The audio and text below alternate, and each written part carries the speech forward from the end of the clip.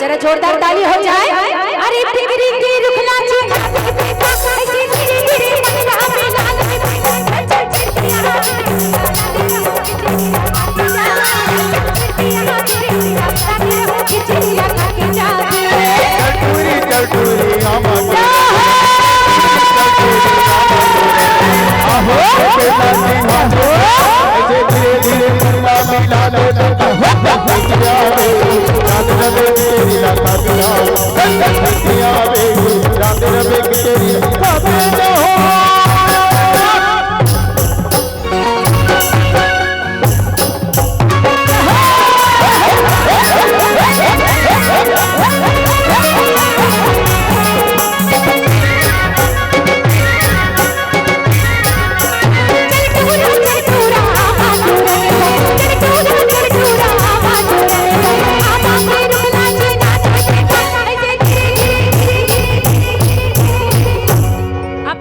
जोरदार बजाना चाहिए भैया।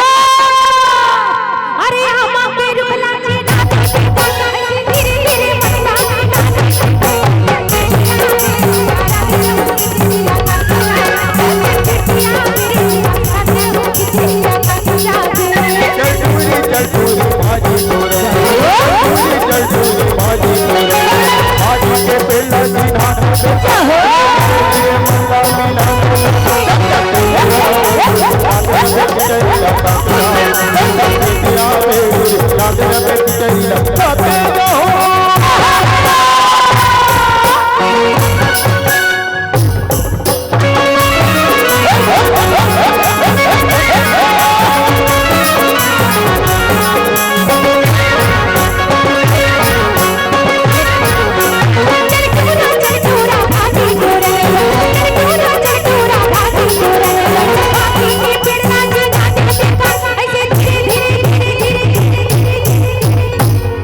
जोरदार तालियां हो जाए।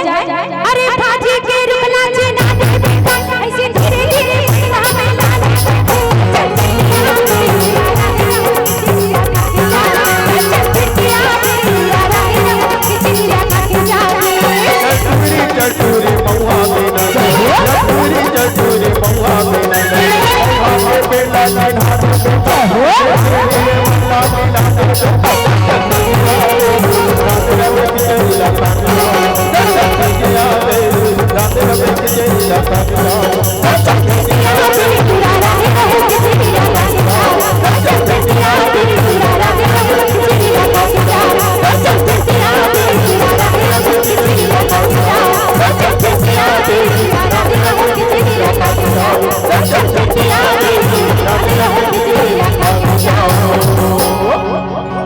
जरा जोरदार ताली हो जाए जवान। अब लगातार जो आप लोग के फरमाइश आए